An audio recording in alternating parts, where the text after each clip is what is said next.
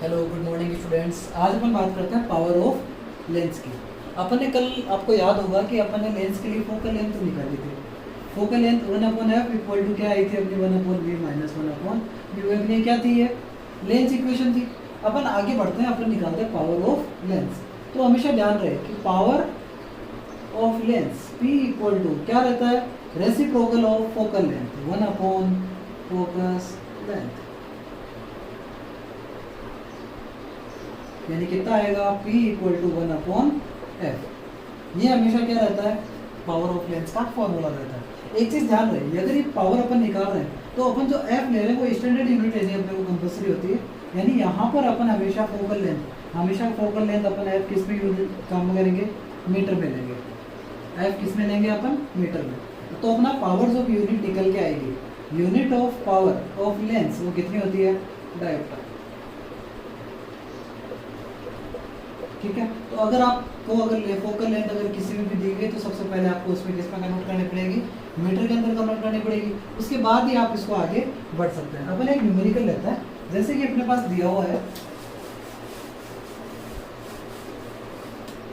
Focal length of, एक question है, focal length of mirror, sorry lens is 5 centimeter. Find power of lens. आपको क्या निकालनी है, लेंस की पावर निकालनी है। फोकल लेंथ दी हुई है कितनी, 5 सेंटीमीटर। ज़्यादा कुछ सोचने का नहीं। f कितना दिया हुआ है, 5 सेंटीमीटर। सेंटीमीटर को किस में कन्वर्ट करना है, मीटर में। आपको पता है 1 मीटर में कितने सेंटीमीटर होता है, 100 सेंटीमीटर होता है। अगर अपने को जाना है 1 सेंटीमीटर टू मीटर में, यानी 1/100 मीटर हो जाएगा। इसको क्या करना पड़ेगा अपना, f इक्वल टू 5/100 मीटर हो जाएगा। ये सिंपल सा है। अब अपन निकालते हैं power p equal to 1/f, यानी कितना होगा 1/5/100। ये पलट जाएगा तो कितना आएगा 100/5। आंसर कितना आएगा 20 डायोप्टर। तो आप इस तरह क्वेश्चन को सोल्व कर सकते हैं किसी भी को। बस फर्क क्या है, आपको पहले सेंटीमीटर से मीटर के अंदर कन्वर्ट करना पड़ेगा। अब अपन आगे बढ़ते हैं, एक अपना दूसरा टॉपिक लेते हैं, वो है अपना कॉम्बिनेशन ऑफ थिन लेंसेज। आपको क्या दिया हो, अगर दो लेंस एक दूसरे से क्या दिए हुए हो, जुड़े हुए दिए हुए हो, तो आपकी फोकल लेंथ क्या हो जाएगी, क्योंकि दोनों लेंस की फोकल लेंथ क्या है, अलग अलग रहती है। तो अपन एक कंडीशन लेते हैं, दो लेंस है, दोनों के दोनों क्या है, एक दूसरे से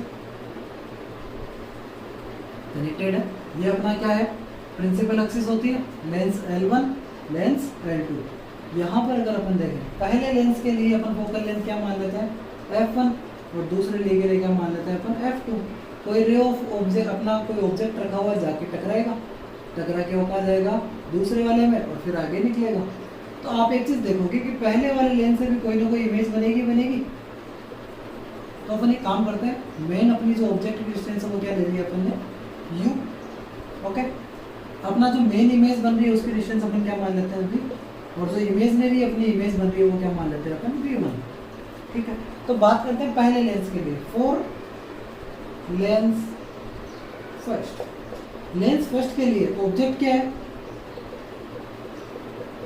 u, इमेज क्या है v1। पहले वाले के लिए क्या है u, और इमेज क्या है अपनी v1। तो फॉर्मूला अपना है फोकल लेंथ वाला क्या है, 1/f इक्वल टू 1/f1 हो जाएगा, equal to 1/v minus 1/u। यही होता है फॉर्मूला।